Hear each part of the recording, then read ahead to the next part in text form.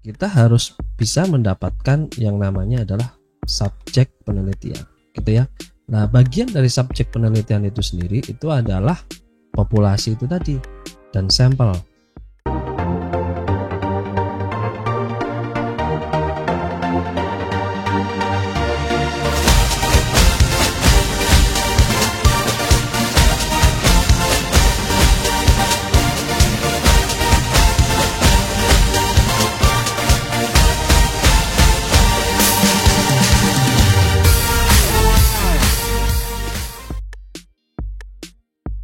Halo di kelas sebelah lagi. Ketemu lagi teman-teman. Semoga masih tetap semangat untuk mengerjakan skripsi. Dan harus terus semangat ya teman-teman. Biar skripsi lekas selesai dan lekas menerima ijazah. Kemudian bisa dilanjut untuk ke ijabsa. Oke, kali ini saya akan membahas tentang poin baru lagi. Apa itu? Ya, kita langsung saja lihat simulasi atau mind maps yang memang sudah saya coba buat. Oke, kali ini saya akan mencoba membahas bagaimana memahami dan mencari subjek, objek, populasi dan sampel atau social situation untuk penelitian, untuk skripsi, gitu ya. Nah, mengapa ini perlu saya bahas? Karena subjek, objek, populasi dan sampel atau mungkin social situation itu adalah hal yang paling terpenting. Kenapa hal yang paling terpenting? Karena dengan adanya subjek atau mungkin populasi dan sampel gitu ya, kita tahu kita akan melakukan penelitian di mana. Kita akan mendapatkan informasi dari siapa. Kan seperti itu. Kemudian kalau objeknya juga jelas, kita tahu apa yang kita bahas itu kita jelas. Kita ingin bahas apa lah, objeknya harus jelas juga, gitu kan? Nah, poin ini sangat penting karena ini sangat bisa membantu teman-teman untuk bisa mengetahui bagaimana kita mencari subjek atau objek, populasi, sampel atau mungkin social situation yang memang nantinya akan kita gunakan di penelitian kita, itu khususnya adalah skripsi atau mungkin penelitian-penelitian yang lainnya. Oke, kita langsung saja. Yang pertama yang saya ingin bahas di sini adalah tentang populasi. Apa itu populasi? Populasi adalah keseluruhan atau kelompok subjek atau objek penelitian. Sedangkan bagian dari populasi itu adalah sampel. Sampel adalah sebagian dari populasi. Ya, saya harap dari sini sudah bisa dipahami. Jadi populasi itu adalah keseluruhannya, kemudian kita mengambil sebagian dari populasi. Itu adalah kita menyebutnya sampel. Ya, sudah. Cuman gitu aja. Selesai. Gitu ya. Nah, kita lanjutkan. Mengapa kok harus ada populasi? Mengapa harus ada sampel gitu ya? Nah, semua itu populasi maupun sampel itu ditentukan dan ditetapkan oleh peneliti. Jadi teman-teman yang menentukan sendiri. Berdasarkan apa gitu kan? Ya berdasarkan mungkin dari kriterianya. Oh, saya ingin melakukan penelitian terhadap populasi kepada teman-teman mahasiswa yang sering melakukan belanja menggunakan marketplace Shopee, atau mungkin kualitasnya saya ingin menggunakan populasi yang memiliki kualitas memang mungkin dia ahli dalam menggunakan aplikasi dan lain sebagainya, atau mungkin bahkan teori peninggalan teori yang dari peneliti terdahulu mungkin ada yang belum selesai, kita bisa lanjutkan. Nah, hal itu yang bisa kita gunakan untuk bisa menentukan atau menetapkan populasi dan sampel. Dan tentunya yang paling utama adalah kita bisa sesuaikan dengan kondisi kita yang ada saat mencari populasi dan sampel. Kita sekarang sedang berada di mana? Kita sedang bekerja di mana? Kita sedang melakukan kegiatan apa? Itu yang kita gunakan. Karena dengan begitu lebih mudah. Oh, kita sedang berada di sebuah supermarket modern. Kebetulan saya juga bekerja di sebuah supermarket modern. Ya itu saja yang digunakan. Cari subjeknya siapa, objeknya apa gitu ya. Kemudian kita bahas.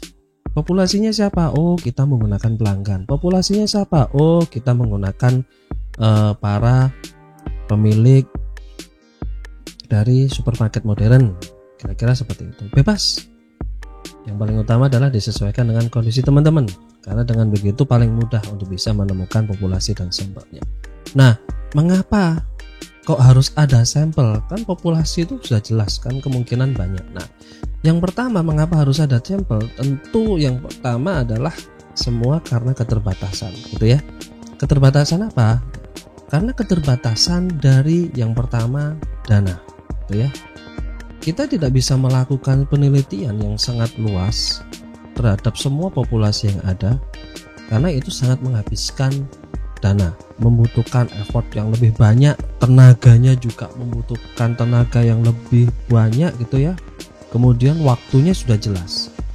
Jadi dana, waktu dan tenaga itu pasti terkuras habis kalau kita melakukan penelitian ke semua populasi yang ada. Makanya kita cukup menggunakan yang namanya sampel. Apakah lantas kalau menggunakan sampel kemudian tidak bisa menyentuh poin yang memang harusnya kita teliti dengan jelas gitu ya? Tidak. Justru dengan adanya sampel gitu ya, kita bisa mendapatkan poin yang memang jelas gitu ya. Karena kita bisa lebih mudah, kemudian kita bisa lebih dalam meneliti dan fokus. Ya pastinya dengan melakukan menentukan hal-hal yang memang kita sudah tentukan dari awal, kriterianya, kualitasnya. Dengan begitu kan kita bisa menonjolkan poin-poin yang umum yang memang sesuai kriteria, kualitas, teori yang memang akan kita gunakan untuk memilih populasi dan sampelnya. Dan sampel yang memang kita harus ambil, kita akan ambil dari populasi itu harus yang representatif, harus sesuai, harus mewakili dari populasinya. Kita tidak mungkin mengambil sampel dari pelanggan supermarket modern kemudian yang kita wawancarai adalah pelanggan yang tidak berbelanja di supermarket modern. Nah, itu tidak representatif. Jadi kita harus bisa memilah dan memilih dengan baik sampel yang akan kita gunakan, dan tentunya harus representatif sesuai dengan ketentuan-ketentuan yang telah ditetapkan oleh kalian semua. Nah, itu poin utama dalam melakukan atau memilih populasi dan sampel. Tentunya di sini harus dipahami oleh teman-teman semua.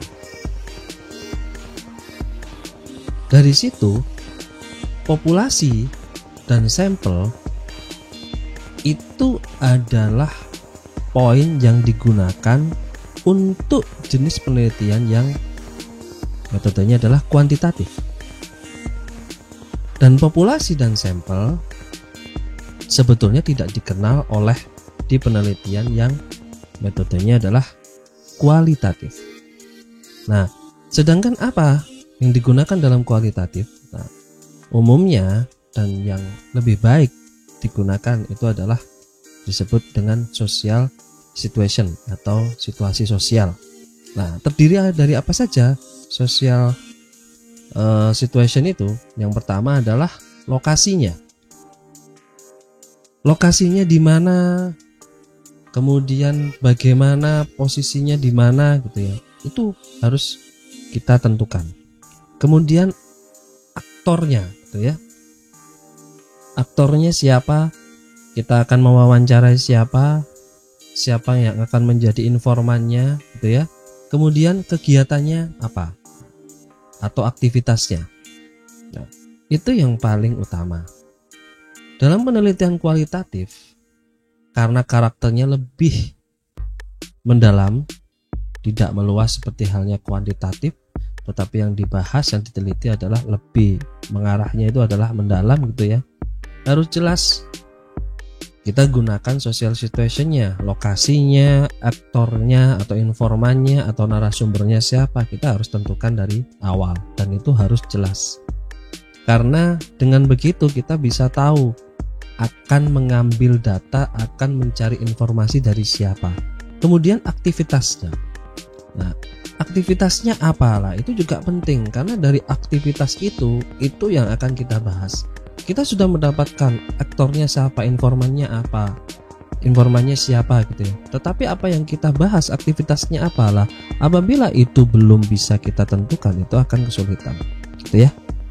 Jadi di dalam penelitian kualitatif tidak mengenal satu kesatuan antara populasi dan sampel, tetapi lebih umumnya adalah mengenalnya adalah social situation.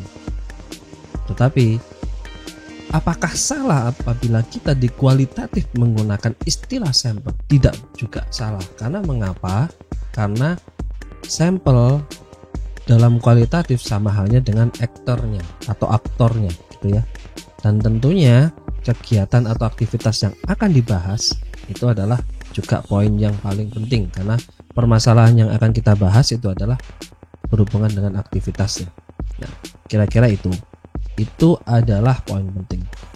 Apabila kalian ingat di video saya sebelumnya, sebelum video ini gitu ya, saya sudah membahas tentang tahap-tahap bagaimana sebelum menyusun skripsi yang harus dipahami apa. Di situ saya sampaikan bahwa harus Anda tentukan dahulu subjek dan objek penelitian. Subjek itu siapa ya, atau apa? Siapa yang bisa memberikan informasi gitu kan? Nah, yang kita sebutnya biasanya kan tadi yang sudah saya jelaskan, populasinya atau respondennya gitu ya.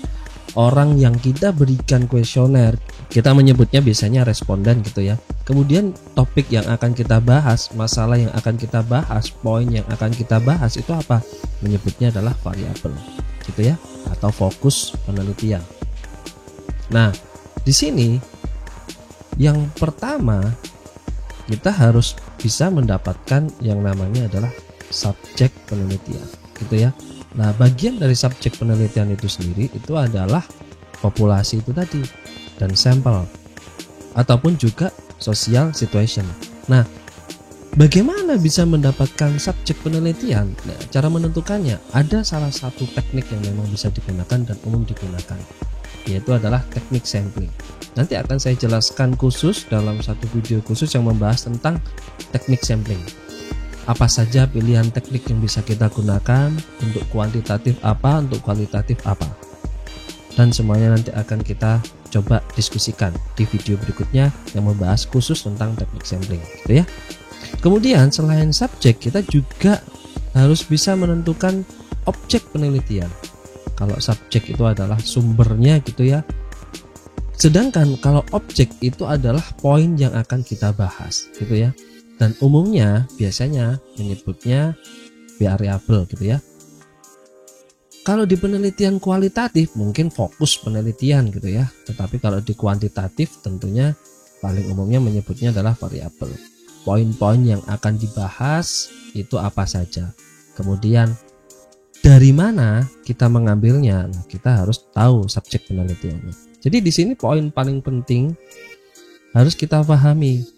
Apa itu populasi, sampel, social situation, variabel, fokus penelitian, objek, subjek penelitian. Nah, apabila teman-teman sering menemui istilah lain daripada semuanya ini gitu ya, hubungan antara objek dan subjek gitu ya. Nah, biasanya disebut dengan unit analisis. Jadi apabila teman-teman tiba-tiba gitu ya menemui istilah baru yang ditanyakan atau dipertanyakan oleh dosennya dengan menggunakan istilah unit analisis, itu adalah gabungan antara objek dan subjek penelitian. Nah, kira-kira itu yang harus kita pahami dan bagaimana cara mencarinya tentang subjek, objek, populasi, dan sampel, kemudian social situation untuk penelitian. Kira-kira itu yang bisa saya bahas kali ini.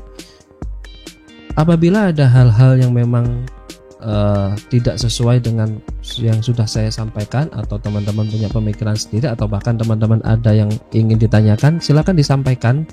Saya harap dari teman-teman juga ada hal yang bisa di-sharingkan. Saya masih terus belajar dan masih terus mencoba sharing tentang hal-hal yang memang kita bisa sharingkan dan kita bagikan untuk teman-teman yang sedang mengerjakan skripsi. Kira-kira itu dulu saya akhiri, sampai ketemu di video saya berikutnya.